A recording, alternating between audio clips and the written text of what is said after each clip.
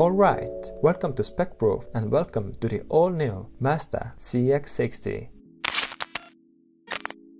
In this video, I'm strictly focusing on the competition for the CX-60. For me personally, it's a very important topic, no matter the vehicle, because comparing puts the car into the perspective, and in that way I can eventually decide if the product is bad, average or good.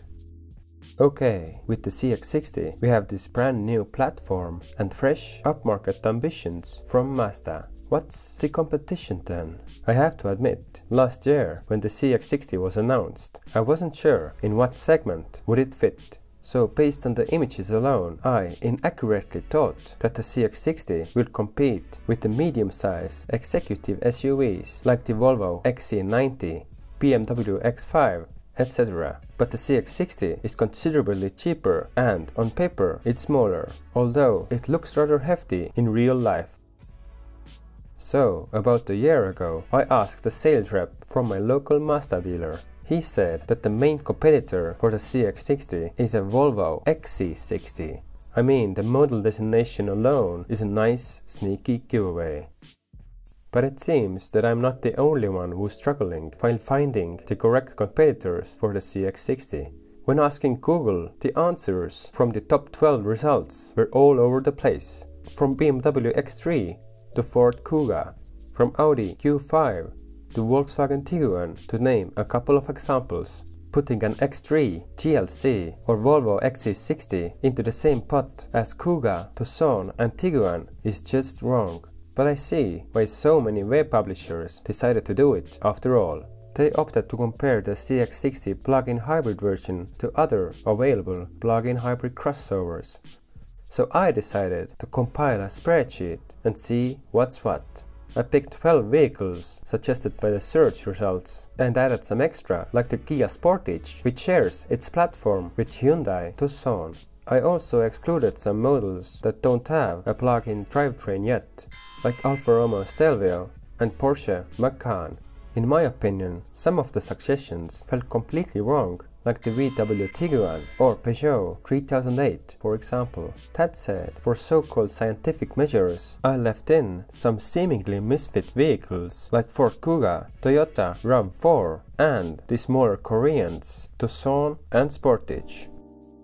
The main goal is to figure out the true competitors. Since there were so many other plug-in hybrids that were suggested by Google, and to spice things up a bit, I figured to put Mazda's first ever production-ready hybrid system to test.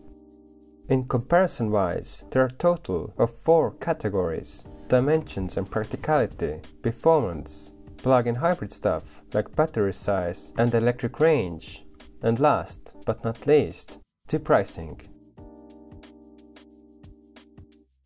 First, let's start with the dimensions and practicality, which is one of the most crucial aspects while determining the opponents. This table here demonstrates exactly how some vehicles appear to be larger in real life than they are on paper, and vice versa. Volvo XC60 is a perfect example.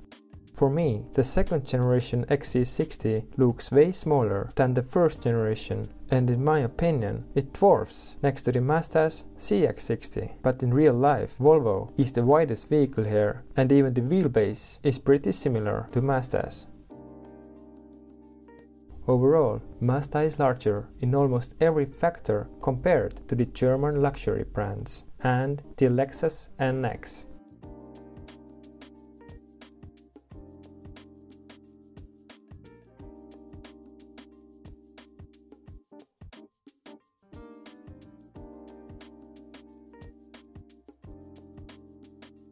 I'm super glad that I included the larger Korean SUVs. Sorento and Santa Fe are only slightly larger than the CX-60, so in terms of size, I would confidently approve of those two as Mazda's competitors. While elite brands generally have the same footprint as the CX-60, which also means we're talking about the same class. Lexus and Audi are smaller, but they definitely play in the same ballpark. Fortunately, there's a clear gap between the misfits, In terms of size and practicality, Kuga, RAV4 and smaller Koreans are out. I mean, you gotta draw the line somewhere. This time, that line is between the Lexus and its very close relative and platform buddy Toyota RAV4. Under the skin, they are pretty much the same car.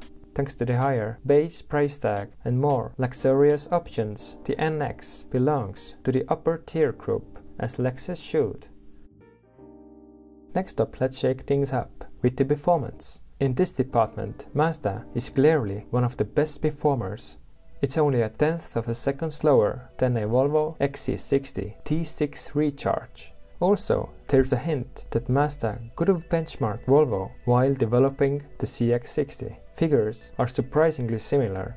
Compared to the Germans, Volvo and Mazda both belong to different league when it comes to acceleration. Every tenth of a second counts. There's a huge difference in feel between 5.8 seconds compared to 6.3 seconds from 0 to 100 km an hour. That said, there are even more powerful versions available in case of Volvo and Audi, but they both would be too expensive and quick for purpose of this comparison. Besides Volvo and Mazda, the RAV4 is also very athletic, so in this case it belongs perfectly to this group if we left out its smaller dimensions. For the second time in a row, Sportage, Tucson and Kuga are totally uncomparable to the rest of the group. When Santa Fe and Sorento beat the competition regarding dimensions and practicality, they don't have a chance when it comes to performance. Mercedes, on the other hand, hasn't prioritized the performance levels, but I would say its acceleration figure is totally sufficient and it's not embarrassing. Since I chose to compare exclusively the plug-in hybrid versions, let's also go over the plug-in hybrid related stuff, like the electric range, size of the battery pack, total width of the vehicle, and the coefficient of drag. There's no doubt that this comparison table stirs some stuff up. Mercedes is a class above, and that makes sense. It's one of the newest and also the most expensive option here. It's clear that Mercedes has decided to take the plug-in hybrid game very seriously. Thanks to a relatively large battery pack and low coefficient of drag, you get a serious EV range. On the flip side, with the large battery pack, you also get a substantial width and price penalty. Mazda's numbers are average, but for a first try, those results are very respectable. The clear loser here is a plug-in version of a BMW X3, but it's also one of the oldest vehicles in the comparison. Interestingly, this stage of the comparison is the only one where you could easily include the so-called lesser vehicles like Ford Kuga, Hyundai Tucson and Kia Sportage. Smaller dimensions come with smaller width, and that's definitely an advantage when it comes to range. Also, this comparison forces me to believe even more that maybe you really could compare the CX-60 to the RAV4, at least in a plug-in hybrid form. They both have similar performance and range numbers. Okay, we have compared the dimensions, performance and range. Let's add the pricing to the mix and hopefully make some conclusions. Now this time, finally, I have decided to leave out the now obvious misfits like Sportage, Tucson and Kuga. Otherwise, this table would be overcrowded, but still, I decided to include the RAV4 because of its very competitive performance and electric range figures. This table here is sorted by the price. Remember that we are still talking about German market base prices. Mercedes is the most expensive one because of its largest battery pack, which leads to the best electric range, and I also guess the Mercedes badge also adds some value. The gap between Volvo and Mercedes is quite significant, but in the end Volvo has way better value for money. You get the third best electric range and overall best performance numbers. Mercedes is kinda one-trick pony with the range, while the performance is only average. NX, which is a third most expensive vehicle here, has also a decent value. It's way quicker than Mercedes and with 85 kilometers of EV range, it's second best in the group. It's a different story with the X3 and Q5 though. On paper, their only trump is an A-OK performance. BMW has the worst electric range, even compared to misfits. There's no doubt that BMW and Audi are more sporty and fun to drive than most of the vehicles here, but that's it. And word to the wise, don't let the Q5 trick you with a seemingly average base price. In base form, Q5 is by far the worst in this group. You have to pay extra for almost every tiny amenity that should come as standard nowadays, like an auto-dimming rear-view mirror, rear parking sensors, backup camera and keyless ignition. All of those items are included in the base price for the opponents.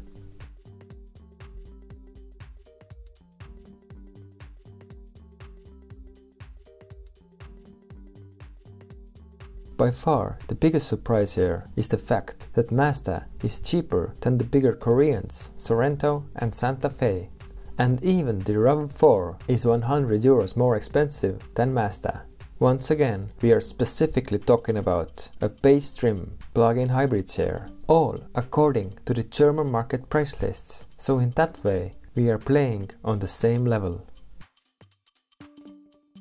Equivalent CX-60 is somehow more expensive in Italy and France, for example, but still it is shocking how Mazda manages to pull that off. We are talking about a very powerful drivetrain with a bigger combustion engine and rear-wheel drive platform.